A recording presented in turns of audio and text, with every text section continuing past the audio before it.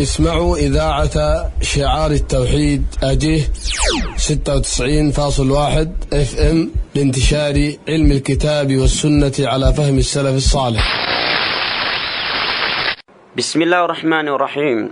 Kaum muslimin dan muslimat, saudara dan saudari yang saya cintai dan hormati, rahimani wa rahimakumullah.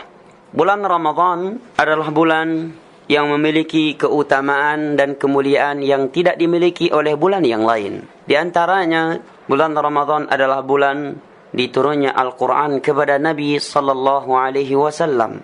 Dia adalah bulan yang Al-Quranul Karim diturunkan kepada beliau. Dan di bulan Ramadanlah juga diturunkan Al-Quranul Karim dari Lauhul Mahfuz ke langit dunia ke Baitul Izzah. Allah berfirman di dalam Al-Quranul Karim pada surat Al-Baqarah ayat 185. Syahrul Ramadhan alladhi unzila fihi Al-Quran hudan linnasi wa bayyinatin minal huda wal furqan. Sesungguhnya bulan Ramadan adalah bulan yang diturunkan di dalamnya Al-Quranul Karim, baik yang dari Lauhul Mahfuz ke langit dunia ke Baitul Izzah, ataukah Al-Quran yang turun dari Allah melalui Jibrilnya kepada Nabi, yaitu ketika di Gua Hira. Itu semua pada bulan Ramadan. Hudan linnas wa bayyinatin minal huda wal furqan, sebagai petunjuk untuk manusia, keterangan dan pembeda antara kebatilan dengan kebenaran. Oleh karena itu, seorang ahli sejarah yang bernama Al-Wahidi, beliau berkata, wa awwalu syahrin unzila fihi al-Quran syahrul Ramadan. Bulan yang pertama kali turun Al-Quran di dalamnya adalah bulan Ramadan. Kemudian beliau membacakan firman Allah tadi, syahrul Ramadan alladhi unzila fihi al-Quran hudan linnasi wa bayyinatin minal huda wal furqan. Kemudian apabila kita telah mengetahui bahwa bulan Ramadan adalah bulan yang diturunkan di dalamnya Al-Quranul Karim, maka mungkin timbul pertanyaan, di hari keberapa dari bulan Ramadan? Apakah hari ke-7 ataukah hari 17 ataukah hari 24? Datang beberapa riwayat, namun yang paling rajih dari sekian pendapat ulama bahwa turunnya Al-Quran pada malam atau pada hari Senin 17 puasa, 17 Ramadan. Sebagaimana yang diriwayatkan oleh Ibnu Sa'ad dari Al-Waqidi, dari Abi Ja'far Al-Baqir, dia berkata, nazal al-malak ala Rasulillah sallallahu alaihi wasallam bi Hira yawm al-ithnain li 17 khallat min syahri Ramadan. Turunnya malaikat Jibril di Gua Hira kepada Nabi itu pada hari Senin pada 17 bulan Ramadan. Dan Rasulullah di masa itu ibnu arba'ina sanah.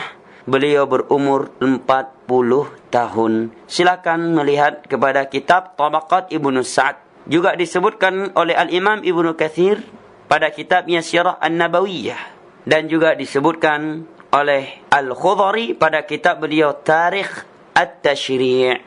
Maka jelaslah bagi kita semua bahwa Al-Quran turun di bulan Ramadan pada 17 Ramadan. Walaupun di sana ada ulama yang mengatakan pada 7 Ramadan, ada yang mengatakan pada 10 Ramadan, ada pula yang mengatakan pada 24 Ramadan. Namun yang kuat dan yang masyhur dari sekian pendapat ahli sejarah, dia turun pada 17 Ramadan sebagaimana riwayat yang telah kita dengar di atas.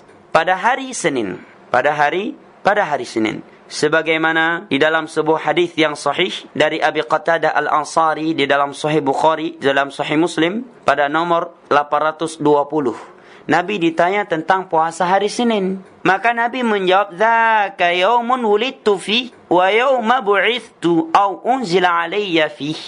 Hari Senin itu adalah hari aku dilahirkan, hari aku diangkat menjadi nabi, atau hari yang diturunkan wahyu pertama kali kepadaku.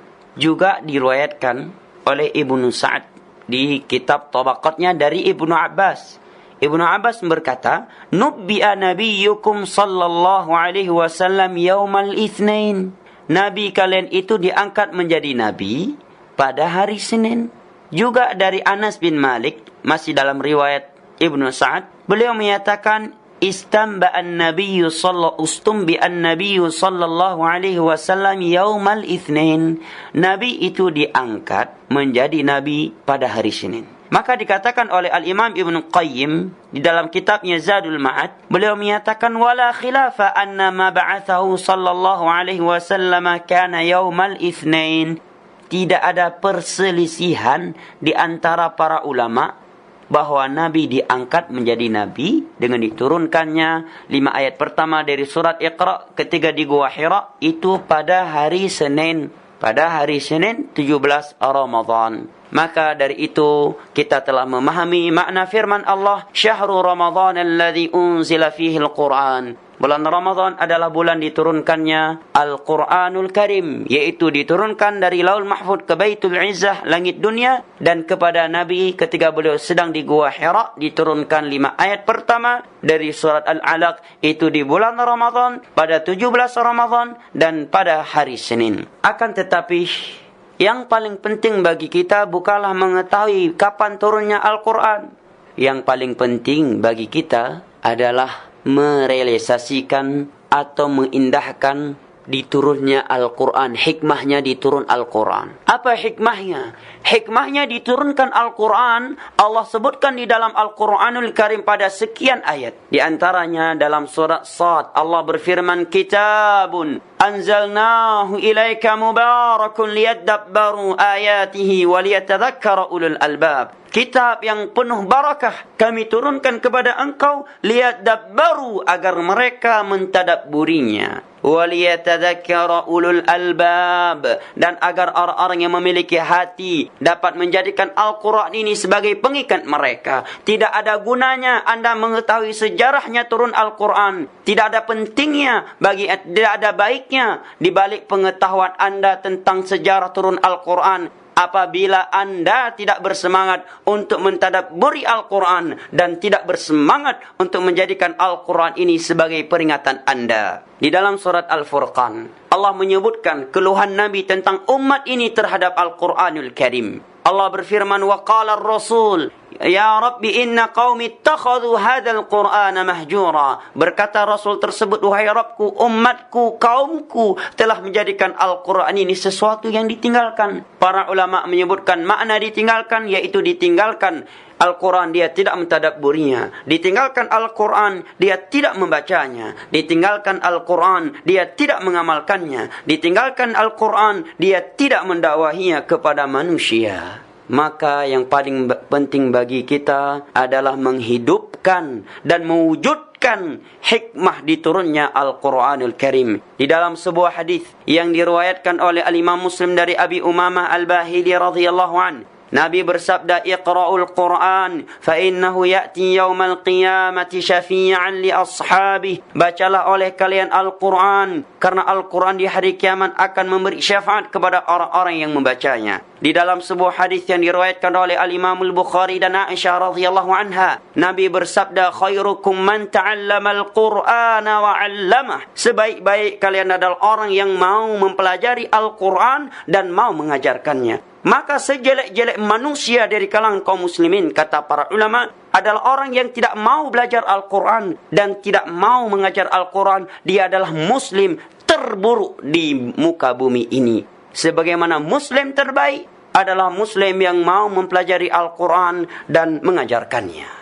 Di dalam sebuah hadis yang diriwayatkan oleh Al-Imam Abu Daud atau Al-Imam Tirmidzi dari Abdullah bin Mas'ud, Nabi bersabda, man qara'a harfan min kitabillah falahul hasanatu wal hasanatu bi asyri amsalha wa la aqulu alif lam mim harfun walakin alif harfun wa lamun harfun wa mimun harfun. Barang siapa yang membaca satu huruf dari Al-Quran, dia akan mendapatkan satu kebaikan. Satu kebaikan tersebut menjadi 10 kebaikan. Aku tidak menyatakan alif lam mim itu satu huruf, tetapi alif satu huruf, mim satu huruf, lam satu huruf, dan mim satu huruf. Masya Allah, sudah berapa banyak kebaikan apabila kita membaca Al-Quranul Karim dalam suatu hari sekian lembar.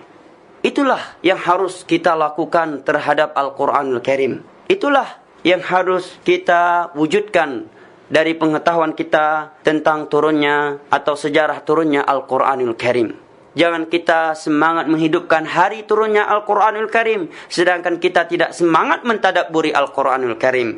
Kita tidak semangat untuk mentilawatul Quran, tidak semangat untuk membaca Al-Quranul Karim. Padahal mereka para sahabat Nabi, ada di antara mereka mati dalam keadaan membaca Al-Quran, seperti Uthman bin Affan. Umar bin Khattab ditusuk, dibunuh sedang membaca Al-Quranul Karim di salat subuh ketika beliau membaca surat Yusuf. Uthman bin Affan, beliau meninggal ditusuk oleh Khawarij dalam keadaan mushaf Al-Quran di tangannya, dan beliau menyelesaikan satu Al-Quran di setiap satu rakaat dari salat malam di bulan Ramadan. Imam Syafi'i, beliau mengkhatamkan Al-Quran sebanyak 60 kali di dalam bulan Ramadan. Tidak diriwayatkan di antara mereka membuat acara ini, hari raya ini atau hari raya itu, dengan diberi nama memperingati hari turunnya Al-Quran.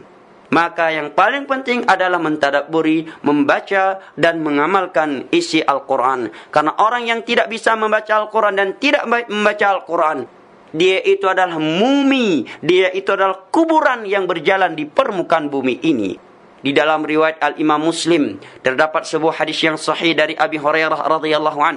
Nabi bersabda, "La taj'alu buyutakum maqabir, fa inna syaitan yanfiru minal baiti alladhi tuqra'u fihi suratul Baqarah." Jangan kalian menjadikan rumah-rumah kalian seperti kuburan, tidak dibacakan Al-Quran, karena syaitan lari dari sebuah rumah yang di situ dibacakan surat Al-Baqarah. Maka rumah yang tidak dibacakan Al-Quran, kata Nabi, itu seperti pemakaman kuburan. Dia seperti kuburan. Maka apabila ada seorang Muslim tidak bisa baca Al-Quran, sehingga dia tidak pernah membaca Al-Quran, dia adalah kuburan. Dia adalah mumi yang sedang berjalan di tengah-tengah anda. Wassalamualaikum warahmatullahi wabarakatuh. Radio Syiar Tauhid Aceh 96,1 FM. Sahabat berbagi ilmu Islam.